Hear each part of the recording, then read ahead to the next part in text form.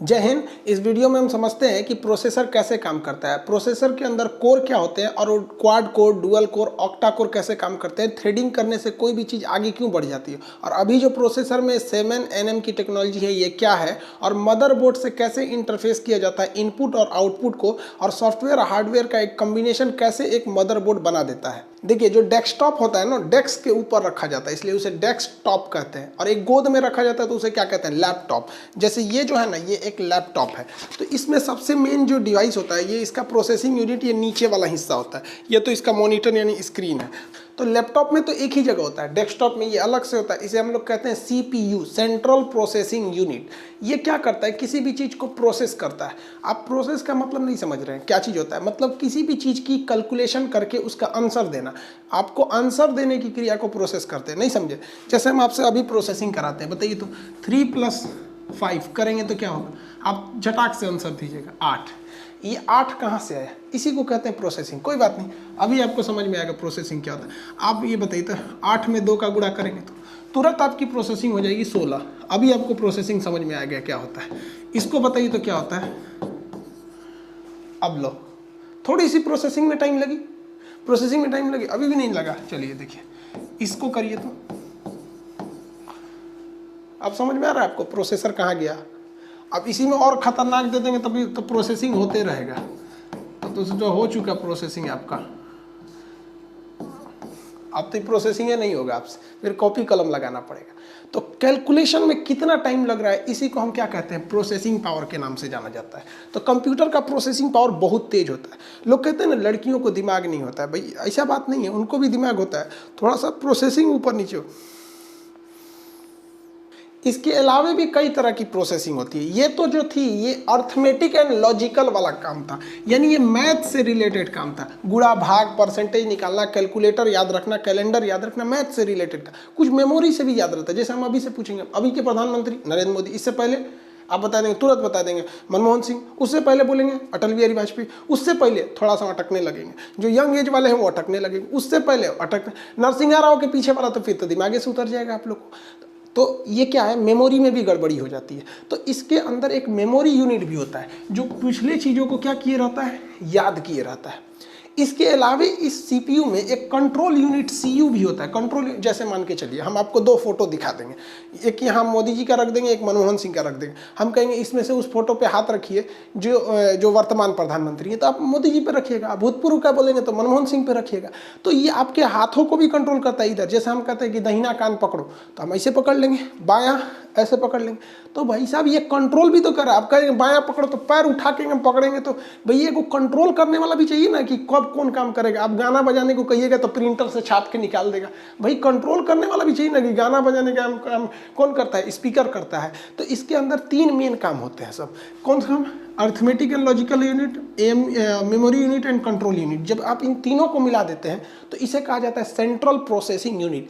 किसी को इस भागदौड़ की दुनिया में इतना फुर्सत नहीं है कि जो आपको सेंट्रल प्रोसेसिंग यूनिट कहेगा, उस चुपचाप से इसको प्रोसेसर कहता है। क्या कहता है? चुपचाप से इसे क्या कहेगा, प्रोसेसर कहेगा।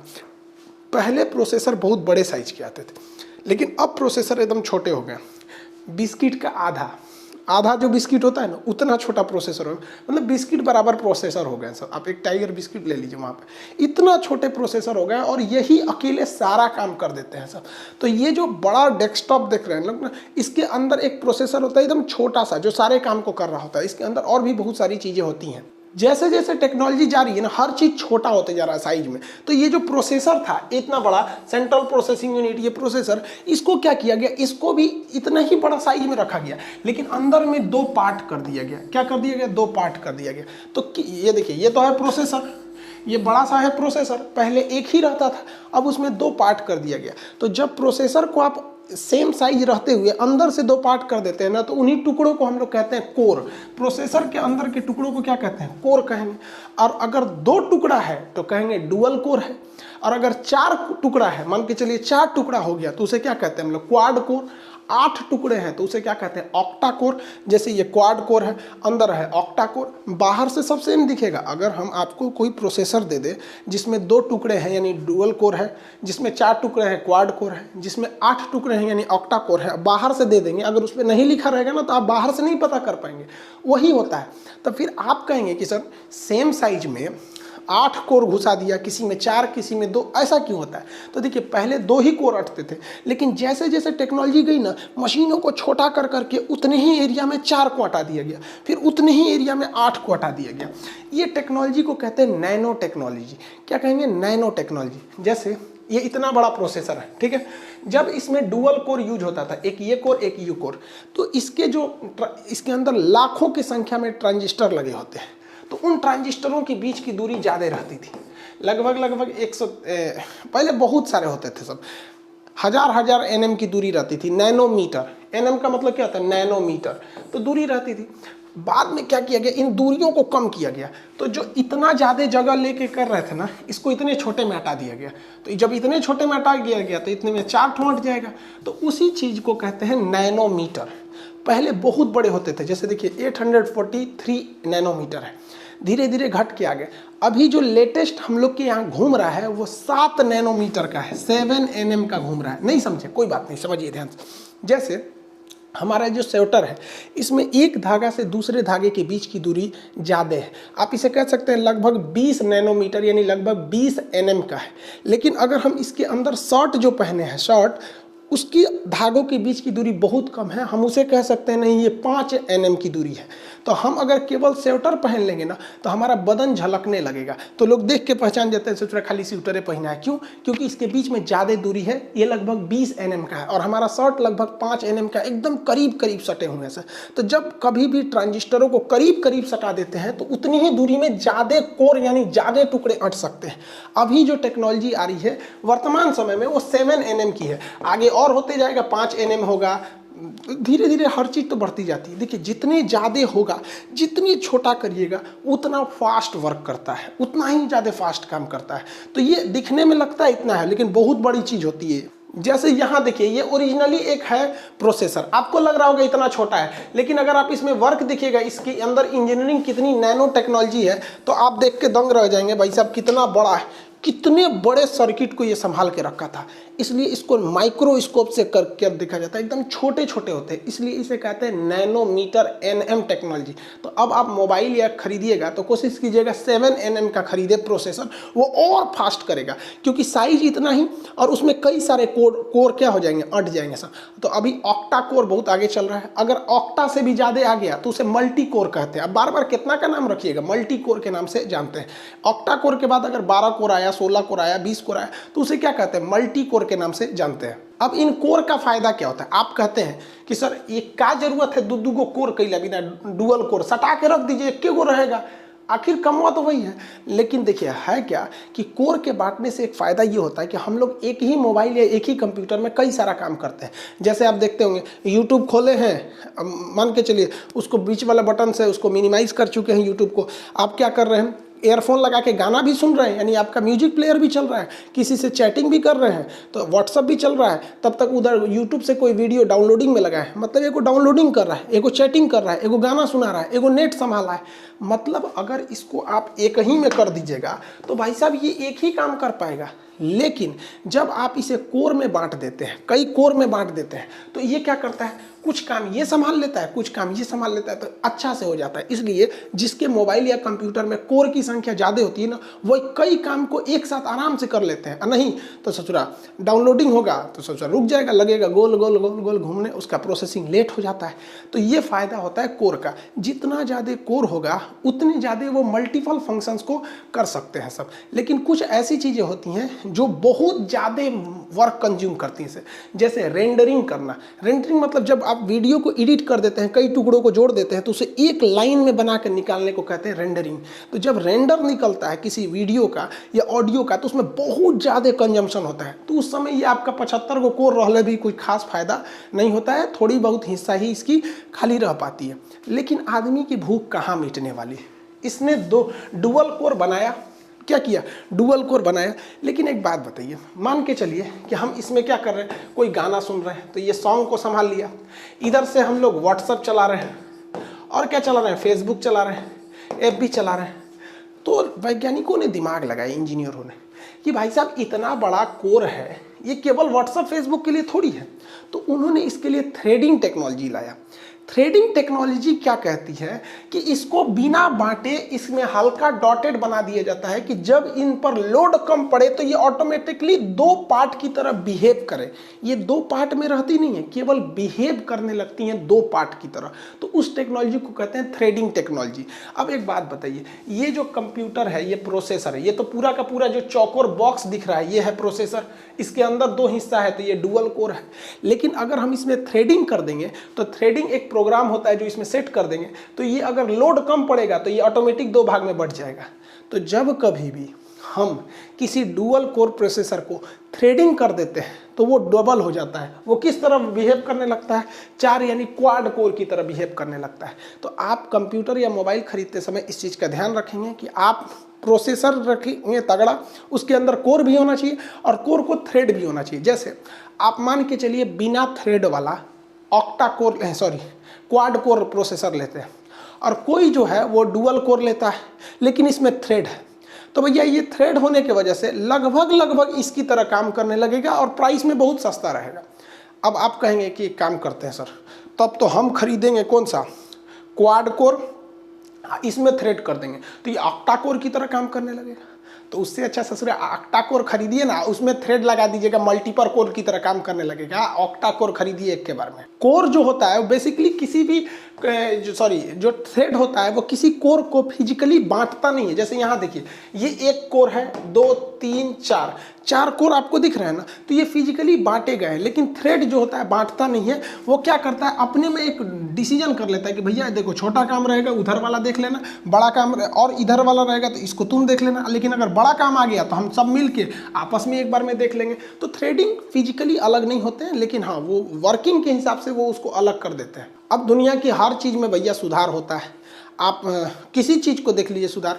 हम लोग का जब पहला वीडियो था, दूसरा मतलब शुरुआत के 2-3 महीने जो वीडियो थे सब लॉकडाउन के टाइम पे, वो वाइट बोर्ड और मार्कर से पढ़ाते थे। फिर हमने इसमें क्या किया, जनरेशन सुधार करके डिजिटलाइजेशन सबको कर दिया। वैसे ही कोई भी कंपनी अपनी चीज़ों में सुधार करती है। वैसे ही जब कभी ये इंटेल कंपनी जो है ये प्रोसेसर बनाती है और AMD कंपनी भी प्रोसेसर बनाती है। इंटेल का ज़्यादा अच्छा होता है, AMD का थोड़ा सा लो माना जाता है। समझ में आ गया, वर्किंग में ये ज़्यादा नहीं है, वो ज़्यादा है। तो इसके को प्रोसेसर अच्छे होते हैं सब। इसमें कोर i3 होता है, कोर i5 होता है, i7 होता है, i9 होता है। ये हमेशा ऑड नंबर में होता है इनका कोड। समझ में आ गया। तो आपको कोई पूछेगा कौन अच्छा होता है, भैया पागल भी बता देगा कोर i9 ज़्यादा अच्छा होता है। क्या होता है, अच्छा होता है। जैसे ही हम बोलते कोर i5 है ये और कोर i7 है, कौन अच्छा होगा, भाई 7 है। कुछ खास साइंटिफिक डिफरेंस नहीं होता है, थोड़ा इससे ये स्मूथ होता है, वर्किंग पावर में ज़्यादा होता है। अब जेन्युइन ऐसे समझिए ना, कोई आप मोटरसाइकिल खरीदिए 2018 मॉडल, सेम मोटरसाइकिल खरीदिए जो 2020 या 21 में जो कमियां वहाँ थी उसको सुधार दिया होगा। बस यही होता है यहाँ पर। अब आप बाहर से देख कर थोड़ी बता सकते हैं कि भैया ये कितने कोर का होगा। हो सकता है कि ये डुअल कोर हो, या ऐसा हो सकता है ये क्वाड कोर हो, ऐसा हो सकता है कि ऑक्टा कोर हो।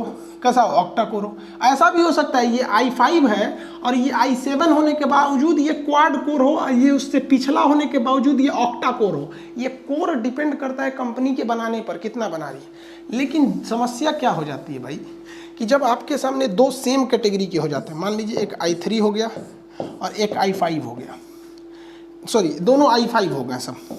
अभी लेटेस्ट ले लेते हैं i7, मान के चलिए दोनों आपके पास i7 है। अब इनमें कौन खरीदिएगा, तो देखिए कंपनी जो है i7 के बाद i9 जाने में या i9 के बाद i11 जाने में ऐसा नहीं कि हर साल आ जाती है। इसको डेवलप करने में कंपनी को 5 साल 7 साल ऐसे टाइम लग जाते हैं। ये नहीं कि 2020 में i7 था, 21 में i9 हो जाएगा, 22 में i11 हो जाएगा, ऐसा नहीं होता है भैया। कोर ये कंपनी को डेवलप करने में 5 से 7 साल लग जाते हैं, 8-8 साल लग जाते हैं i7 से i9 आने में, i9 से i11 आने में। लेकिन कंपनी क्या करती है, छोटे मोटे सुधारों को हर साल करती रहती है, तो उसे कहते हैं जनरेशन। तो जैसे आप मान के चलिए, आप जाएंगे, अभी लेटेस्ट चल रहा है कोर i9, तो कोर i9 में कहेंगे तो फर्स्ट जनरेशन, अगले साल सेकेंड जनरेशन, उसके अगले साल थर्ड जनरेशन, उसके अगले साल फोर्थ जनरेशन, ऐसे करके इसमें जनरेशन हर साल सुधार करेगी। जब बहुत बड़ा सुधार हो जाएगा तो कहेगी नहीं भैया इसको हम करते हैं 7th जनरेशन तक रख देते हैं, अब बहुत बड़ा सुधार करना है तो कोर i11 बना देते हैं। अब 11 के बाद कोर i13 जो है वो तुरंत नहीं बन जाएगा, अब इसमें जनरेशन चलेंगे, first generation, second generation, third generation, अमूमन 10 जनरेशन तक जाते हैं सब। लेकिन कभी कभी क्या होता है, कंपनी को बहुत बड़ा सुधार करना है तो 7वें 8वें जनरेशन पर ही रोक के और बड़ा सा सुधार कर देती है।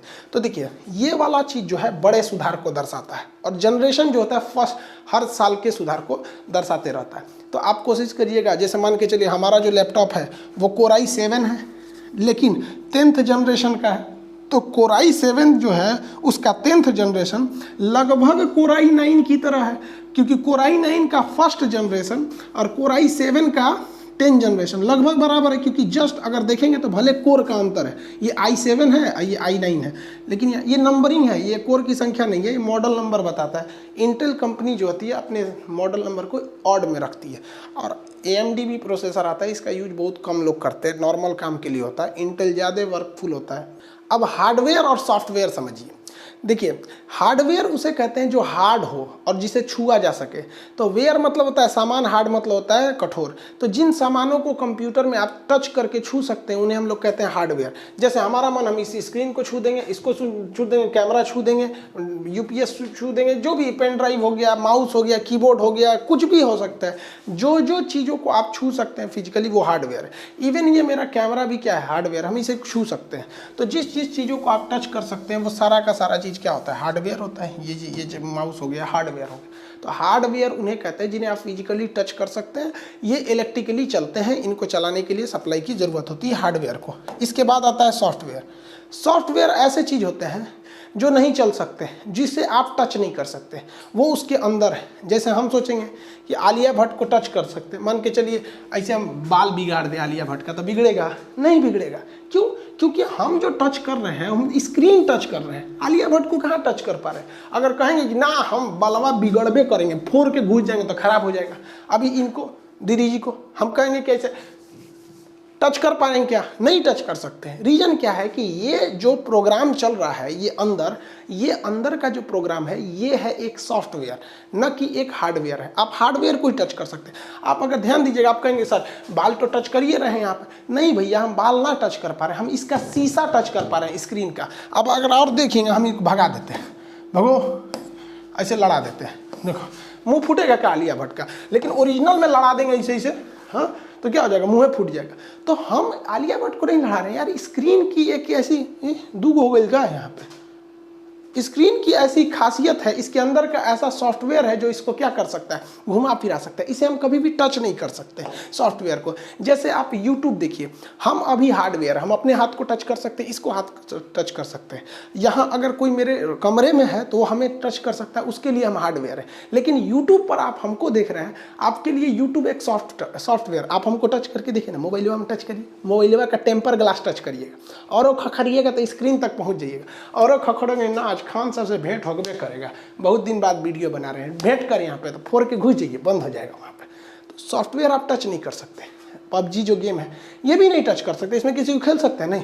फ्री फायर ये भी नहीं कर सकते, इसमें ऐसे भले गोली मार सकते हैं। हम भी कभी कभी मूड में आते हैं तो खेल देते हैं, उसमें हम भी बहुत तगड़ा मार देते हैं। टाइम मिलता है, कभी फ्रस्ट्रेट होता है आदमी तो कहता है चलो आज खेल देते हैं, यहाँ पर तगड़ा हम भी खेलते हैं। डिस्क्रिप्शन में देंगे, आप देख लीजिएगा, हम बहुत खतरनाक खेलते हैं। खैर कभी कभी वो सब चीज़ें होता है, टाइम पास के लिए कभी मूड खराब हो जाता है। तो ये सब चीज़ें क्या है सब भाई साहब, ये एक सॉफ्टवेयर है। जैसे फेसबुक, यूट्यूब, ये सारी के सारी चीज़ सॉफ्टवेयर जो अंदर प्रोग्राम हो रहा है।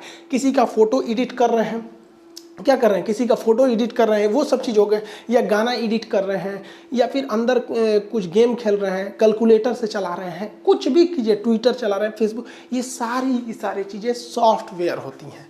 और जो बाहर जिन्हें टच कर सकते हैं वो क्या हो सकती हैं, हार्डवेयर हो सकती हैं। देखिए हम इंडिया वाले हार्डवेयर नहीं बना पाते हैं, हम इंडिया वाले सॉफ्टवेयर में बहुत आगे हैं। हमारी विप्रो कंपनी, इन्फोसिस कंपनी, हमारे TCS टाटा कंसल्टेंसी रेलवे का एग्ज़ाम ले रही है। तो ये सब मतलब वर्ल्ड लेवल की कंपनियां हैं जो सॉफ्टवेयर में बहुत आगे हैं। लेकिन हार्डवेयर में ससुरा चाइना, जापान, ताइवान, वियतनाम ये बड़ी आगे निकल गए। आप माउस खरीदिए ससुरा चाइना का, मेमोरी कार्ड खरीदिए चाइना का। मतलब चाइना का आप वही चीज़ें खरीद सकते हैं जो मतलब टच किए हैं, मतलब हार्डवेयर को। कुछ एंट्री मारा था सॉफ्टवेयर में सरकार ने मारा रद्द कर दिया, ऐप सब बंद कर दिया। टिकटॉक दुनिया भर का था। अरे भाई साहब टिकटॉक बंद हुआ, बहुत अच्छा हुआ। सोच रहा भैंसा आदमी सुपर स्टार हो गया था वहाँ पर, टिकटॉक बना दिया था। तो हमारा वीडियो काट के टिकटॉक में लगाने लगा था सब। तब तक बहुत जल्दी ये बंद हो गया। आज टिकटॉक गया वहाँ पे। तो चाइना सॉफ्टवेयर में भी एंट्री मार रहा था, हार्डवेयर में तो उसको कोई अभी पीछे करने वाला बहुत दूर तक नहीं दिख रहा है। रीजन क्या है कि उस ससुरा का सामान बहुत सस्ता आता है। तो सॉफ्टवेयर और हार्डवेयर में आपको अंतर समझ में आ गया। अब हम समझते हैं इनपुट डिवाइस और आउटपुट डिवाइस। इनपुट डिवाइस उसे कहते हैं जो बाहर की जानकारी कंप्यूटर के अंदर ले जाते हैं, उन्हें क्या कहते हैं, इनपुट डिवाइस। जैसे कीबोर्ड, खट हम अपना नाम लिख देते हैं वहाँ पर कहीं पे भी, M खान, तो हम अपना नाम लिख दिया, खट अंदर चला गया। तो क्या हो गया, बाहर की चीज़ अंदर लेके चला गया कीबोर्ड। हम बाहर से अंदर खटखटाना चाहेंगे तो माउस से क्या कर सकते हैं, माउस जो है यहाँ खटखटा सकते हैं। रिमोट क्या है, इनपुट डिवाइस है। हम यहाँ पे कहीं लिखना चाहते हैं, मतलब स्कैनर वगैरह हो गया, ये सब चीज़ हो गया। माइक हो गया, माइक क्या है, इनपुट डिवाइस। देखिए माइक लगा हुआ है ना, हमारी बात को खटाक से लेके चला गया कंप्यूटर के अंदर। तो जो बाहर की चीज़ों को अंदर ले जाता है क्या हो जाता है, इनपुट डिवाइस। कैमरा क्या है, इनपुट डिवाइस। हम बाहर हैं, हमको लेके चला गया अंदर। Mic input device. स्कैनर, आप अपना फोटो स्कैन कराते हैं, आधार कार्ड स्कैन कराते हैं, स्कैनर इनपुट डिवाइस। समझ आ गया कि नहीं। जॉयस्टिक जो था ना, पहले गेम वोम खेलने के काम में आता था, घुमाने उमाने के काम में आता था जॉयस्टिक। आज भी अल्ट्रासाउंड में ना अराउंड जॉयस्टिक का यूज होता है, वो लोग करते हैं लोग। तो ये सारी चीज़ें जो बाहर की चीज़ों को अंदर ले जाती हैं उन्हें हम लोग क्या कहते हैं, इनपुट डिवाइस। आप अक्सर इनपुट डिवाइस देखते होंगे। जैसे आप देखिए, आप ये मशीन स्वाइप करते होंगे तो आपके ATM की जितनी जानकारी है ये अंदर लेके चला गया। तो ये जो स्वाइप मशीन है, ये पॉइंट टू सेल इसे कहा जाता है। तो ये जो होता है ये एक इनपुट डिवाइस है। आप क्विक रिस्पॉन्स कोड जिसे QR कोड कहते हैं, ये बड़ा सिंपल होता है, इसे जनरेट करना भी बड़ा आसान होता है। तो इनसे ऐसे छिड़क दीजिए, ऐसे छिड़क देंगे तो क्या होगा, जनरेट हो जाए। इतना रहो ऐसे छिड़क देंगे तो कंप्यूटर अच्छे फुचुर छिड़क देता है, तो क्विक रिस्पॉन्स कोड बन जाता है जिसे QR कोड कहते हैं। तो QR कोड रीडर, ये जो मशीन है ये इनपुट डिवाइस है, इसको कहाँ ले जा रही है, अंदर। चाहे वो बार कोड रीडर हो, देखिए ये बार कोड को लेकर चला जा रहा है। आपका फिंगरप्रिंट का जो मशीन होती है वो भी एक इनपुट डिवाइस है। आपका फिंगर बाहर है, आपके फिंगरप्रिंट को लेके अंदर चली गई तो वो क्या हो गई, इनपुट डिवाइस। स्कैनर, आधार कार्ड में देखते हैं अखिया स्कैन कर लिया जाता है, तो स्कैन करके अंदर ले जाने वाले को क्या कहते हैं, इनपुट डिवाइस। तो जो बाहर की जानकारी अंदर ले गया उसे कहा जाता है इनपुट डिवाइस। इनको याद रखिएगा, क्वेश्चन पूछेगा इस सबसे। अब बात करते हैं आउटपुट डिवाइस। वैसा डिवाइस जो कंप्यूटर के अंदर की चीज़ों को बाहर दिखा सकता है उसे क्या कहते हैं, आउटपुट डिवाइस। जैसे स्क्रीन, मॉनिटर अंदर की चीज़ को बाहर दिखा सकता है। जैसे हम आपको दिखा सकते हैं, अभी हम आपको चाहें तो आलिया भट्ट को दिखा सकते हैं। देखिए ये स्क्रीन ही तो आपको दिखाया है। ये कौन हीरोइन, कंगना रनौत बाहर दिख गया, ट्विटर बाहर दिख गया। तो जो डिस्प्ले होता है जिसे आप मॉनिटर या स्क्रीन कहते हैं, ये अंदर की चीज़ों को क्या कर सकता है, बाहर दिखा सकता है। अगर आप एयरफोन को देखिएगा या लाउड स्पीकर को देखिएगा तो वो एक आउटपुट डिवाइस है। गाना आपके कंप्यूटर के मेमोरी में है, वो उसको एयरफोन के थ्रू या लाउड स्पीकर के थ्रू क्या कर रहा है, बाहर फेंक रहा है। तो बाहर कर रहा है, output device. Printer output device, print कर करके फेंक रहा है। प्रोजेक्टर आउटपुट डिवाइस है, प्रोजेक्ट करके क्या कर रहा है, बाहर फेंक रहा है। प्लॉटर वो भी बाहर करता है। प्लॉटर का यूज एक्चुअली ना जो होता है, ये भी एक तरह का प्रिंटर ही होता है प्लॉटर, बट इसका यूज हम लोग ग्राफिक्स के लिए करते हैं। कुछ सीनरी वगैरह छापना है, रंगीन चीज को आप बड़े साइज में छापने के लिए प्लॉटर का यूज करते हैं। एक ही चीज है, सोच रहा प्लॉटर कहिए या फिर आप उसे क्या कहिए, प्रिंटर कहिए, बहुत ज्यादा का अंतर नहीं होता है। वो रंगीन चीज के लिए प्लॉटर का यूज होता है। कुछ ऐसे डिवाइस होते हैं जो दोनों का काम करते हैं। जैसे ये मोबाइल का स्क्रीन है, ये इनपुट का भी काम करेगा, आउटपुट का भी काम करेगा। देखिए ये इनपुट का भी कर रहा है, यहाँ से मेरे इन्फॉर्मेशन को अंदर भी ले जा रहा है। इसी पे क्लिक करने से कैलकुलेटर खुल गया, इसी पे क्लिक करेंगे कैलकुलेटर से हिसाब कर रहे हैं, और यही हमको दिखा भी रहा है। देखिए यानी यही हमारा इनपुट भी ले जा रहा है और यही स्क्रीन हमारा आउटपुट भी दे जा रहा है। लेकिन जो छोटका मोबाइल बा था जिसपे लड़का लड़कियाँ बतियाता था रत भर, और बटनिया वाला 6-6 घंटा उसे जो चल जाता है तो गर्मा के भड़क जाएगा बतियाएंगे ज़्यादा। तो वो क्या था, उसका जो बटन था, बटन वो था इनपुट डिवाइस। खुटुर करते रहिए, सोच रहा कब कोनो बटन ये स्टार वाला खत्म हो जाता तो हुमच के दाबना पड़ता था। हमारा भी ये सोचा 2016 का मोबाइल है, इसका कैंसिल बटन वाला नहीं काम करता, हुमच के दाबना पड़ता है। तो ये क्या होता था कि जो बटन होता था वो इनपुट था, जो स्क्रीन था और जो स्पीकर था वो क्या था, आउटपुट था। तो ये मोबाइल दोनों में आ जाएगा आपका। ये जो आजकल एक स्कैनर वाला आ गया है, स्कैनर वाला मतलब ऐसा प्रिंटर आ गया है जो स्कैन करता है, ऊपर से स्कैन भी कर सकता है, यानी इनपुट डिवाइस है, और यहाँ से प्रिंट के भी भेज सकता है। वो कैसा हो जाता है, आउटपुट डिवाइस। ये जो हम बोर्ड पर पढ़ा रहे हैं ये इनपुट और आउटपुट दोनों है। इसी पे हम लिखते हैं, कोई भी चीज़ जानकारी इसी पे क्लिक करते हैं, अंदर लेके चला जाता है, और अंदर की चीज़ को यही बाहर लेके चला आता है। तो इनपुट और आउटपुट। लेकिन अगर आप एक चीज़ ध्यान दीजिएगा ना, तो आप इसमें एक गौर करेंगे कि ससुरा ये माउसवा से, ये माउसवा पकड़ के अगर हम यहाँ क्लिक करेंगे कि कार का फोटो दो, तो ससुरा माइकवा से क्लिक करेंगे फोटो दो, तो ये फोटोवा ये प्रिंटरवा से फेंक देगा। मतलब कहीं ना कहीं ये कंप्यूटरवा के अंदर माउसवो वहीं जाके खोसाइल है जहाँ से ये प्रिंटरवा का तार आके खोसाइल है। यानी कोई ना कोई एक ऐसा जगह है जो इन दोनों को अंदरवा कनेक्ट कर रहा है। भले ही कहीं और खोसाता है, वो कहीं और खोसाता है, लेकिन कोई ना कोई है जो दोनों को क्या कर रहा है, आपस में जोड़ के रख रहा है। तो आपस में इसी जोड़ने वाली डिवाइस को हम कहते हैं मदर बोर्ड। जिस तरह से एक परिवार को जोड़ के रखने का काम माता करती है, माँ करती है। दो भाई में झगड़ा भी हो जाएगा तो वो भी मम्मी से कहेगा, ये भी मम्मी से कहेगा, पिताजी को भी कोई दिक्कत, मतलब माँ जो होती है पूरे परिवार को जोड़ के रखती है। तो उसी तरह पूरे कंप्यूटर को जोड़ के रखने काम करता है मदरबोर्ड। कंप्यूटर का सबसे बड़ा डिवाइस है मदरबोर्ड। इसी मदरबोर्ड में आपको ले आके अपना प्रोसेसर रखना पड़ता है। क्या रखना पड़ता है, प्रोसेसर, जिसे आप कहते हैं सीपीयू। अब देखिए सीपीयू जो कहते हैं ना, कंप्यूटर का ब्रेन होता है, इतने दूर में सीपीयू आ गया, खत्म हो गया सीपीयू का काम। अब इसमें रैम लगेगा, रोम लगेगा। आप कुछ भी चीज़ कंप्यूटर में एंट्री करते हैं, जैसे कीबोर्ड का प्लग ले जाके खोसते हैं, तो भाई साहब वो भले आप कहीं भी खोस दीजिए, लेकिन उसकी वायरिंग अंदर से इसी से आके जुड़ी रहती है। आप प्रिंटर भले कंप्यूटर के पीछे खोसिए, तो खोसने वाला दिया, अंदर से वायरिंग उसकी मदरबोर्ड से होती है। आप कीबोर्ड जोड़िए, माउस जोड़िए, कैमरा जोड़िए, प्रिंटर जोड़िए, मॉनिटर जोड़िए, कंप्यूटर में कुछ भी जोड़ दीजिए। कंप्यूटर से किसी चीज़ को जोड़ने की क्रिया को कहते हैं इंटरफेस। क्या कहते हैं, इंटरफेस कहते हैं। कुछ भी इंटरफेस कीजिएगा, उसकी वायरिंग अंदर से आके मदरबोर्ड तक ही रहेगी। अगर किसी की सप्लाई मदरबोर्ड से कट गई, जैसे मान के चलिए कोई कीबोर्ड की सप्लाई आई थी इस रास्ते से मदरबोर्ड में, यहाँ से सप्लाई कट गई, तो कीबोर्ड में कोई खराबी नहीं है भैया, मदरबोर्ड तक सिग्नल नहीं पहुंच रहा है। यानी आपका कंप्यूटर में कुछ भी हो जाए, उनको आना कहाँ तक है, मदरबोर्ड तक। आना कहाँ तक है, मदरबोर्ड तक है वो वहाँ पे। तो अगर आप कंप्यूटर का ब्रेन कहते हैं सीपीयू को, तो मदरबोर्ड को क्या कहिएगा। हमारे हिसाब से जिस तरह से देश की एक राजधानी होती है ना, उसी तरह पूरे कंप्यूटर का राजधानी है मदरबोर्ड। यहीं पर आपका हार्ड डिस्क लगता है, यहीं पे एसएसडी लगेगी, यहीं मेमोरी कार्ड लगेगा। लेकिन ये रहता है अंदर, है ये अंदर रहेगा, दिखेगा भले नहीं, लेकिन ये रहता कहाँ है, अंदर रहता है। अब आप मान के चलिए आप इसके पीछे खोसते हैं ना कुछ भी, जैसे यहाँ खोस दीजिए, यहाँ खोसिए, यहाँ खोसिए, तो यहाँ पीछे से बहुत ज़्यादा खोसने का जगह रहता है, या सीडी चला दीजिए, तो अंदर मदरबोर्ड से ही सबकी कनेक्शन रहती है। मदरबोर्ड ही हर चीज़, हर एक पोर्ट, जो जितने भी पोर्ट्स होते हैं सबका कनेक्शन मदरबोर्ड से ही रहता है। मदरबोर्ड खराब, कंप्यूटर खत्म। तो लोगों को लगता है कि भैया सीपीयू सबसे बड़ा डिवाइस है। तो जरा सीपीयू सबसे बड़ा डिवाइस है। यहाँ पे देखो, इससे जो है सीपीयू कितना बड़ा डिवाइस है, यही है मदरबोर्ड का हिस्सा। इसलिए मदरबोर्ड पर वर्क इतना ज़्यादा होता है कि मदरबोर्ड हीट हो जाएगा तो इसके जो प्लेट होते हैं, पीसीबी प्रिंटेड सर्किट बोर्ड, ये सिलिकॉन के बने होते हैं, वो गल जाएंगे और एक दूसरे से सट जाएंगे, क्योंकि दोनों में दूरी बहुत कम होती है। और अगर सट गए ना तो शॉर्ट सर्किट हो जाएगा। अगर आप देखेंगे, अगर दोनों में सट गए सब ये आपस में, तो बहुत तेज शॉर्ट सर्किट होगा। देखिए कितनी कम दूरियाँ हैं इनकी। अगर गर्मी होगा तो ये फैलेंगे, अब फैल के सट जाएंगे, तो ये क्या हो जाएगा, शॉर्ट सर्किट।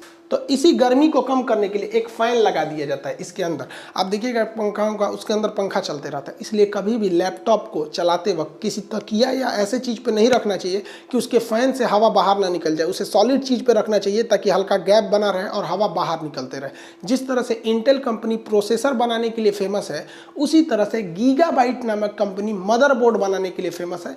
अलग अलग कंपनियाँ आती हैं मदरबोर्ड के लिए भी।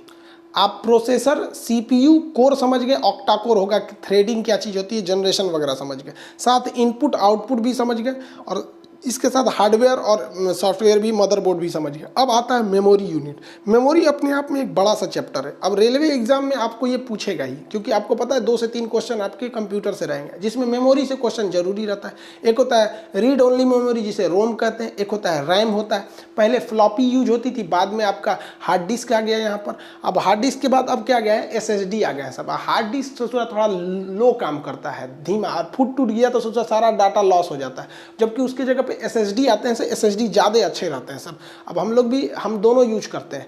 जो फालतू चीज़ें रहती हैं जैसे स्टोरेज वाला काम हम इसमें डाल देते हैं, और जो प्रोसेसिंग का काम रहता है जैसे मान के चलिए कोई रेंडर निकालना हुआ, ये सब चीज़ें, तो उसको SSD में रखते हैं। SSD फास्ट होती है, वो स्लो होती है। फिर पेन ड्राइव को किस में रखते हैं, primary memory, secondary memory, tertiary memory, ये सब चीज़ें मेमोरी डिवाइस की होती हैं सब। इसमें एक क्वेश्चन आएगा, इसको नेक्स्ट क्लास में बताएंगे कि मेमोरी डिवाइस के क्वेश्चन कैसे आते हैं सब। मिलेंगे नेक्स्ट क्लास में। जय हिंद।